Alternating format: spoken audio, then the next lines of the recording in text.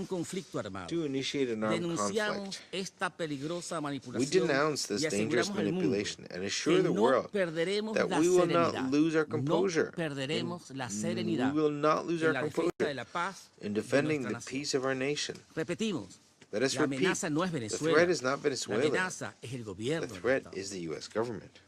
This set of proven facts cannot be viewed in isolation. They must be understood as a cumulative process of aggression that increases the destructive impact on the Venezuelan nation.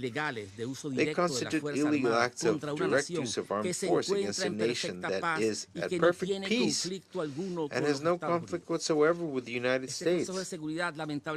Unfortunately, the Security Council could miss an opportunity to stop the criminal plans of the U.S. government due to the abusive way in which the U.S. government exercises its power in this body. Today, the red line has been crossed, and the U.S. government bears international responsibility for the ongoing aggressions. Mr. President, we are facing a massive violation of the entire international legal architecture. It is a grotesque offense that violates every civilizational norm.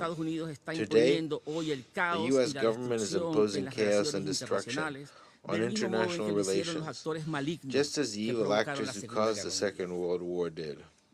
The peremptory norms of international law use Kogans, which are universally accepted and form a part of humanity's cultural heritage, are being ignored by the U.S. government, including the prohibition of aggression, the prohibition of crimes against humanity, and the right to self-determination. Article 2 of the Charter of the United Nations establishes guiding principles for international relations that the U.S. government is flagrantly violating. We refer to the principle of legal equality of states, as well as the principle of refraining from the use of, or the threat of use of force against the territorial integrity and political independence of states. The Universal Declaration of Human Rights establishes that every individual has the right to liberty and security of a person.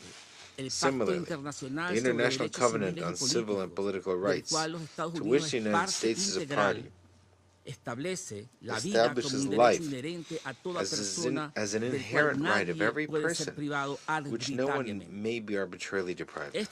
This central instrument also prohibits the deprivation of the means of subsistence of entire peoples. The Geneva Convention on the High Seas, to which the United States is also a part, establishes not only the right to freedom of navigation, but also that no state shall legitimately claim sovereignty over any part of the high seas, as these are open to all nations. The jurisprudence established by international courts confirms in turn that the principles of non-intervention in the internal affairs of states, refraining from the use or the threat of force, and respect for sovereignty are part of customary international law as reflected in judgments dating from 1986 to the present. General Assembly 1803 on the permanent sovereignty over natural resources establishes that the violation of such rights is contrary to the spirit and principles enshrined in the UN Charter. General Assembly Resolution 2625 establishes that a war of aggression constitutes a crime against peace, that it entails responsibility, and that another state shall not acquire the territory of a state as a result of the threat or use of force. General Assembly 3314 states that whether or not there is a declaration of war, the blockade of the ports or coasts of a state by the armed forces of another state constitutes an act of aggression. Despite having legally binding obligations under all these instruments and resolutions, the U.S. government openly violates them with total impunity. However, The U.S. government, which behaves like an irresponsible actor in the community of nations, seeks to convince the world that the law is for strict compliance by all, except the government of the United States. That is the ideology of exceptionalism, a state above the law, a state above everyone else. Mr. President, it is absolutely clear that the problem is not Venezuela. The problem is the U.S. government. The massive violation of international law must be understood at its roots. And for this reason, we must unmask the disinformation operations that the U.S. government uses with its gigantic propaganda apparatus to justify its aggression against a peaceful country such as Venezuela. Back in 2019, an attempt was made to impose a puppet entity to replace the legitimate government of Venezuela. And clandestine operations were carried out to sabotage critical services. An attack from abroad disguised as humanitarian aid. Several assassination attempts against the nation's legitimate constitutional president, a failed invasion by terrorists and mercenaries, several coup attempts, as well as actions to cripple oil production, to which were added more than 1,000 unilateral coercive measures. The Venezuelan nation resisted this criminal destabilization operation under the firm leadership of President Nicolás Maduro Moros, who has been the target of the most intense international propaganda campaigns against the head of state and government in the history of our continent. Today, in 2025, faced with the failure of all previous attempts, the President, some politicians of the United States need justification for the direct use of armed force. The narratives rehearsed by the propaganda machine have been changing, incoherent, and above all, false. Let's look at the evidence. The hate campaign began in the United States with an attack on all Venezuelans.